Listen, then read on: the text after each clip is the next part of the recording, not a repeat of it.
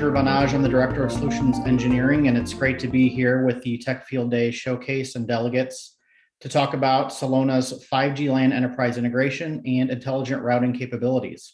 I'll start off by just giving a brief background on the Celona platform for our viewers out there, as well as then transitioning into the unique enterprise integration capabilities that we do offer. So some of the key principles for Celona is to target the private LTE and 5G networks going into enterprises on the grounds that they need to deploy those networks and the requirements that they have for those deployments. Put simply, that means that they need to deploy on private spectrum. They need to have clear enterprise control and visibility into all the devices and their data. And it needs to be tightly integrated with their existing network and their existing security policies that they have in place. And so those are some of the key principles that the Celona platform is built around. We do offer a complete turnkey 5G LAN solution. This encompasses the Celona access points, both indoor and outdoor, physical and eSIM devices for those client devices that will be connecting to the network.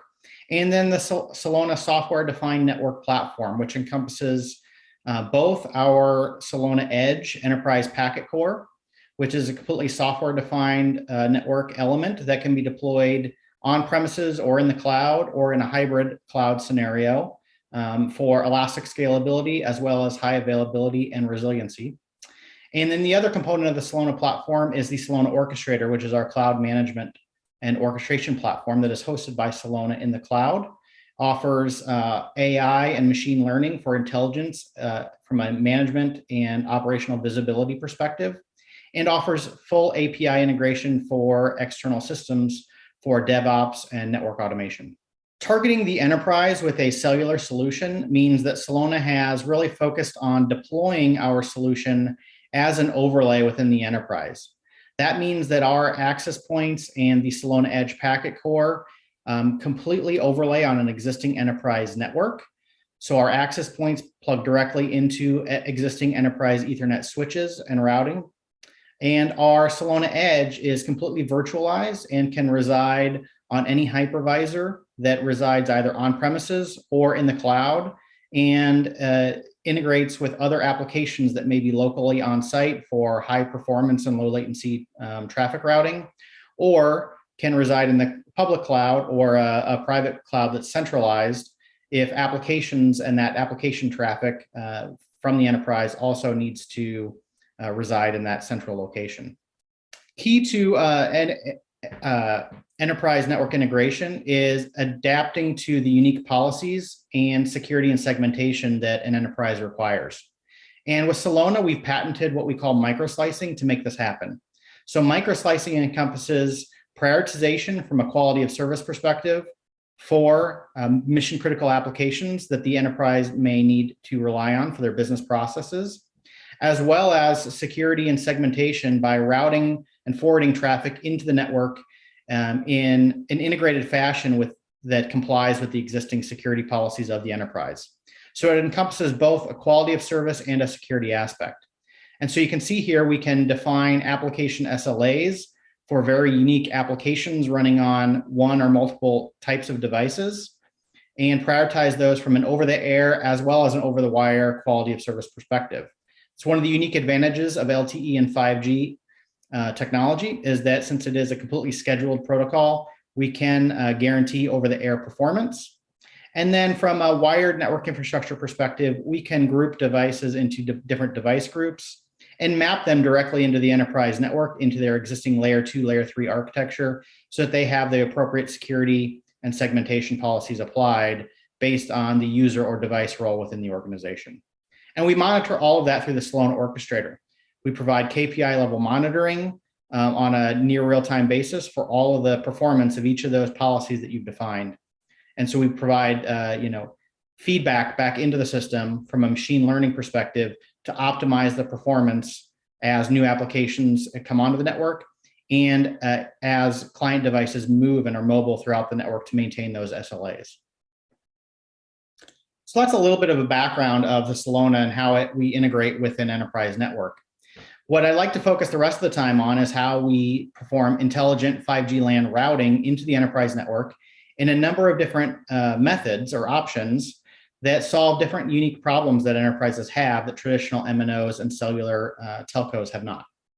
So one problem that we're solving is how to handle mobile routers with multiple wired endpoints that are non-cellular capable behind them in a scalable and an efficient fashion for the enterprise.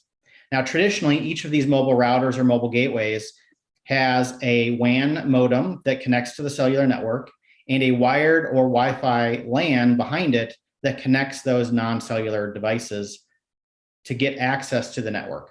The problem here, though, is that each of those mobile gateways has their own LAN subnet behind them that needs to be defined, managed, and typically those mobile gateways are performing network address translation into the cellular network, so the enterprise would lose visibility and direct access into those client devices behind the mobile router. We solve this through 3 different ways that we can integrate with an enterprise network, and we call these IP domains. And so what you'll see here is there are 3 different IP domain options that Celona offers today. And really what you need to think about these are as IP domains insofar as where does the client's IP addressing get assigned and who maintains it? And then also secondarily, how does that traffic route or forward into the enterprise network?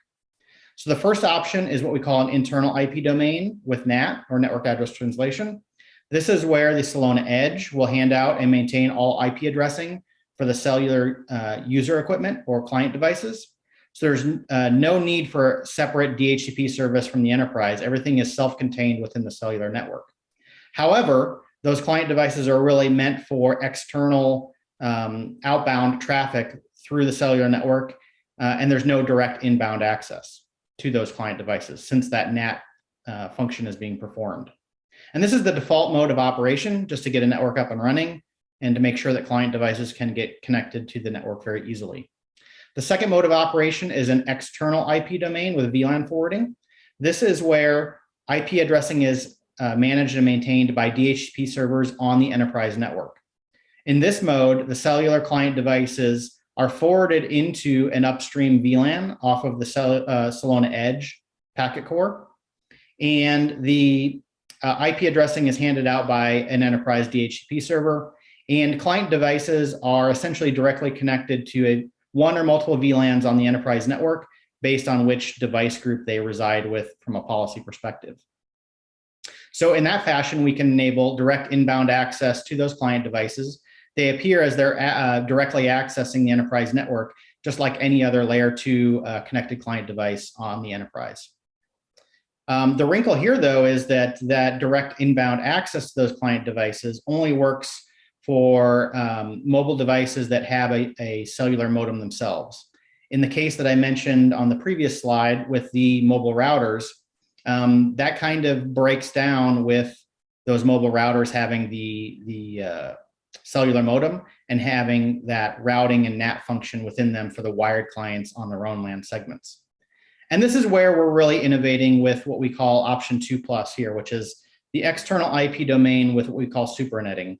And this is where we'll allow those wired client devices behind the mobile routers to get their IP addressing still from the enterprise. And the Celona Edge will maintain an intelligent routing table to each of those client devices, no matter which mobile device they're connected behind. So we can allow 2 things: scalability, so that you don't have to have separate LAN segments defined behind each one of those mobile routers. So you don't have to configure and maintain each one of those separate LAN subnets on each one of those individual mobile routers from a manageability perspective. And second, we can enable that direct inbound access to all of those wired non-cellular client devices behind those mobile routers without the enterprise having to do any additional advanced topics like port forwarding on those mobile routers or anything. So to step through from a little bit more in depth on each of these options, this is a topology diagram showing the internal IP domain, which is option 1. So this is the default mode again, where it's essentially the Celona network will come up in a zero-touch configuration fashion in this mode so that client devices and mobile devices can get connected to the cellular network and get outbound access to applications. So this is great for basic network access use cases for mobile devices where they need outbound internet access, or client server application access, where the client is always initiating that, that session. Here you see the Celona Edge is handling the DHCP service for this 172.31 network. So the enterprise does not have to configure anything other than making sure that the Celona Edge and APs are connected to their network. In the Celona's cellular network topology or architecture, the Celona AP does tunnel all of the traffic via an S1 connection in LTE terminology to the Celona Edge. So similar to a tunneled controller topology, those mobile devices would connect to the AP, get tunneled through the AP and the enterprise switch network back to the Celona Edge, at which point that network address translation would happen and their outbound access would go out to the enterprise network from the Celona Edge. The second option was the external IP domain. This is where the DHCP service moves into the enterprise network. So the existing enterprise DHCP server hands out IP addressing for all of the cellular UE modems directly connected to the cellular radio or cellular access point. And when the traffic from those cellular devices comes through the Celona Edge, they are simply forwarded into the upstream VLAN that their device is assigned to based on policy for client device grouping within the system. So you can have one or multiple client device groups that attach those clients into different VLANs on the network. Those clients get IP addressing directly from the enterprise network and appear layer 2 connected to the enterprise network itself. And so the Celona Edge at this point is simply forwarding that traffic upstream into the enterprise network. Key consideration here is the Celona Edge is translating from LTE and the IPCP protocol that it uses into the enterprise network with DHCP relay. So the Celona Edge is acting as a DHCP relay agent for those client devices to facilitate that IP addressing from the enterprise DHCP server. And like I mentioned previously, the Celona topology for external IP domains does allow each of those cellular devices to be directly accessible from the enterprise network. So if you have a situation where you need direct inbound access from a server reaching out to one or multiple client devices on the cellular network, that can occur in this architecture option.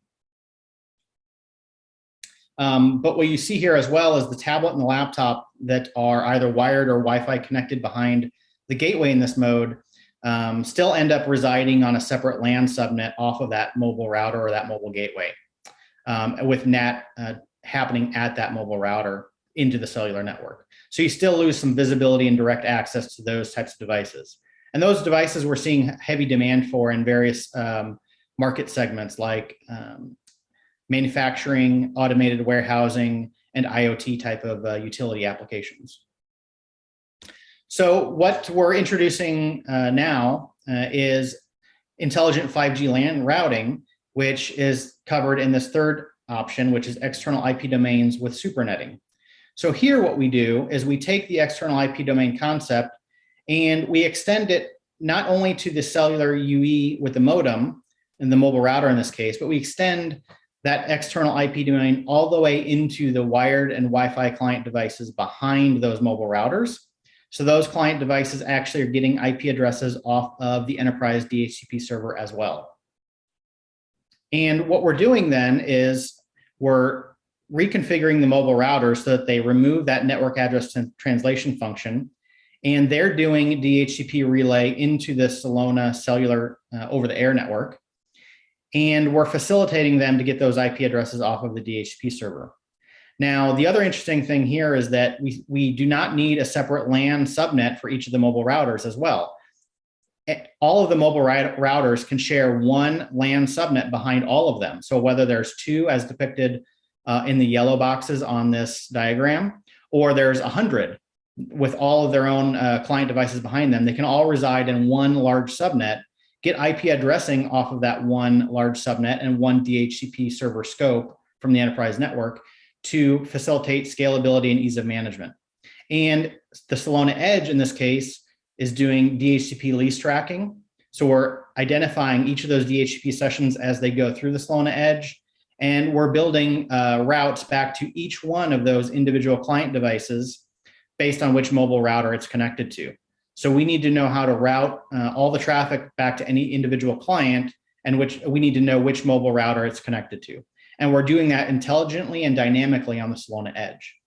So what you see here is we're extending the enterprise network all the way through, not only to cellular devices with modems themselves, but to those IoT and those wired and Wi-Fi devices that are non-cellular capable behind those mobile routers and gateways that facilitate that connection over the air to the cellular network.